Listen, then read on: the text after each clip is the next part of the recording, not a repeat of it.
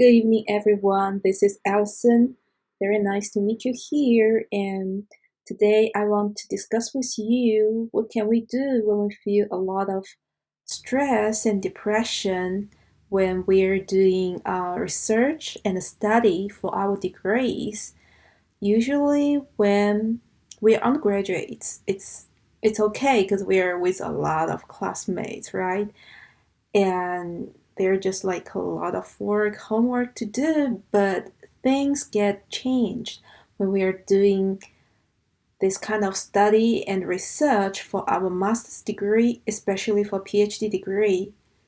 It is very common to feel stressed and even like feel depressed during this long-term study and research. At the graduate school, it is so common. Myself had some time that I had to struggle a little bit with the a lot of stress and even feel a little depressed. And I've seen a lot of my classmates, colleagues, or friends who also struggled during this time. So I think it's so common. And we do feel a little bit, you know, feel a little unhappy and a lot of pressure and stress, and some people even have these symptoms of depression. How can we help ourselves? So I want to give you some suggestions, and based on my experience and the experience of my friends and how we go through it. So first thing, we need to realize this is very common things. I cannot say everybody is going to have that problem, but a lot of the master students or graduate students or PhD candidates, for a certain time of their study, of their research period, because it's usually for PhD candidates, it's quite long. It ranges for like 4 to 7 years based on different majors and your research progress for such a long time, at a certain point, you're going to feel that kind of stress and depression. Not only for you, not only for me, it's actually for almost everybody. I've never seen someone who's like always happy and laughing and smiling through their whole time. Nope, none of them. We all have this hard time, struggling time. So be sure that you know everybody will, or they are, or they have this kind of struggling time. And then you will feel a little bit better because it's just common. It's not only for you, it's for everybody else. Okay? And then think about, why do you want to get your degree? Either master's degree or PhD degree. Why do you want to get them? Are you really like to do research, to do the study of your thesis topics, or you just want to escape from the pressure of work, from competing with other peers for the job opportunity, or you really get triggered, interested by the research topic, by either the science or some study about arts, about literacy. Think about the initial thoughts. Why did you choose to do graduate school, and why did you want to pursue the degrees, master's degrees or PhD degree? And think if you still want to do it, if you're still interested in the science, the research project. And then if you still feel that, yes, I like it, I like science, I like my research, then just carry on.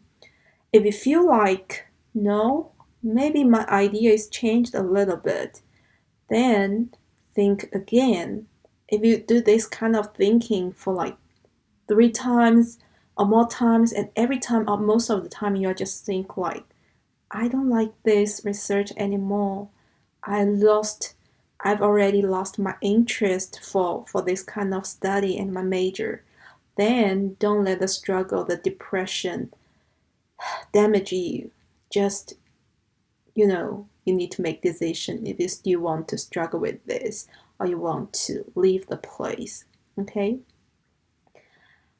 And the second thing is let's say once you decide to stay and keep working on what you're working with, then sit down and think, what is the point of your research or your study?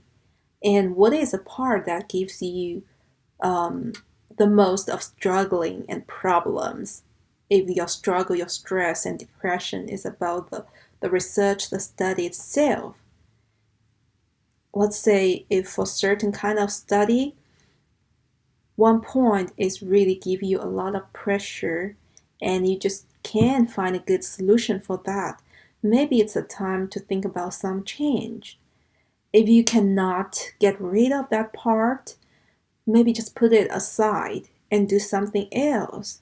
For example, if we're doing science related study, like chemistry, you usually will work on several different projects. If one project really gives you a lot of problem, one after another, then maybe it's a time to put it aside and focus your time on something that is easy, a little bit easier compared with that one.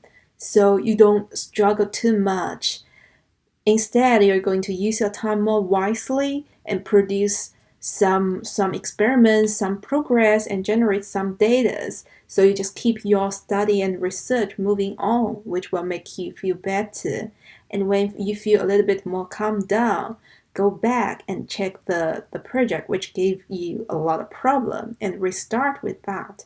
But if it still gives you too many problems, then just leave it as, okay? Don't touch it until you feel really confident. I'm ready to deal with that problem, okay?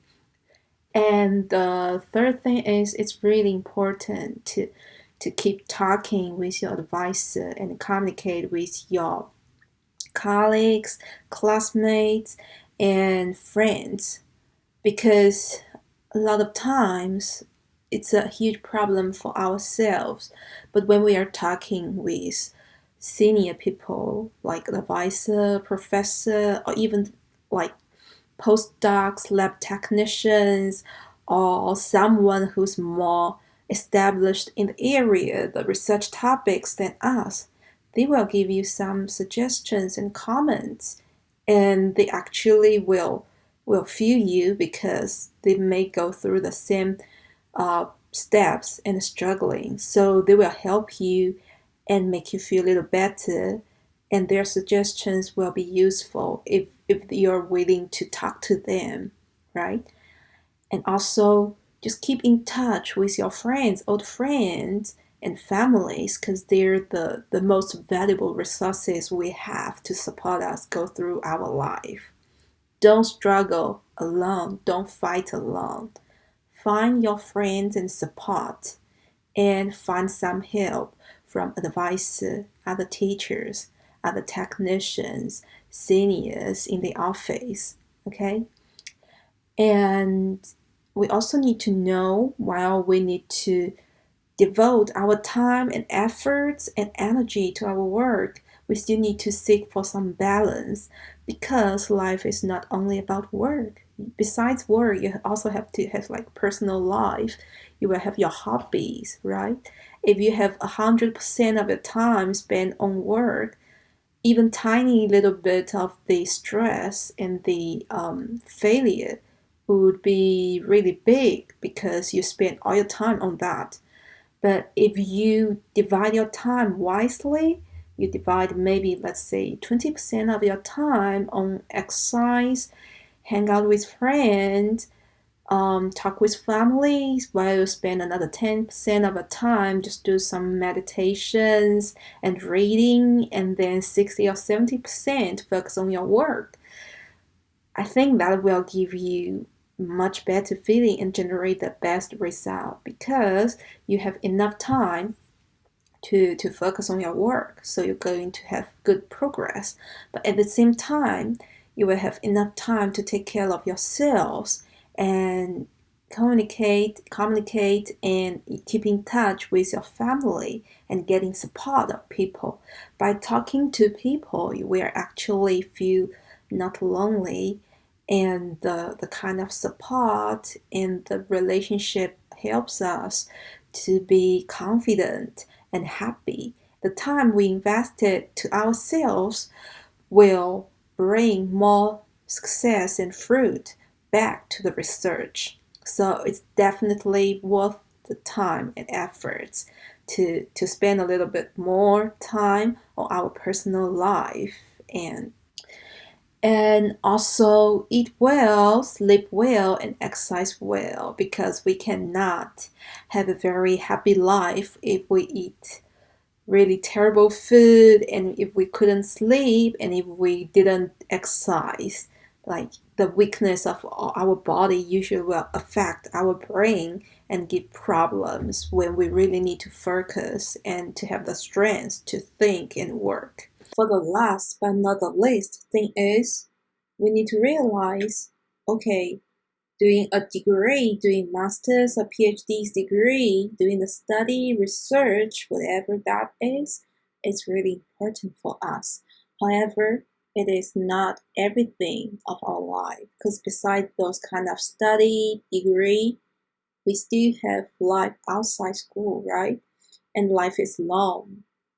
Like when we are doing this kind of study, we probably do it in our 20s, 30s, and for some people even like in 40s. But there's still many years to come. So all the things we're struggling at this moment, we will feel bad, we will feel stressed, depressed for some time, but it may last for a week, maybe 2 weeks, 1 month, 2 months, or maybe 6 months, or maybe even longer. But think about that in a long time span of like 30 years. So it's basically not that huge anymore, right? So if you look at things in that long term, you look at the whole time you're going to go through, this is just little bumps of life. You're going to have a lot of bumps, right? So try to think about things in a different way and don't struggle with the tiny point of problem. If you can solve it, don't let it ruin your mood, your life. Of course, we will feel bad for a short time, but don't let it decide what you're going to do because we are the owner of our lives and things will always be better and it's good to be optimistic. Okay, thank you for listening this and I wish you all the best and good luck with your study and with your life, with everything.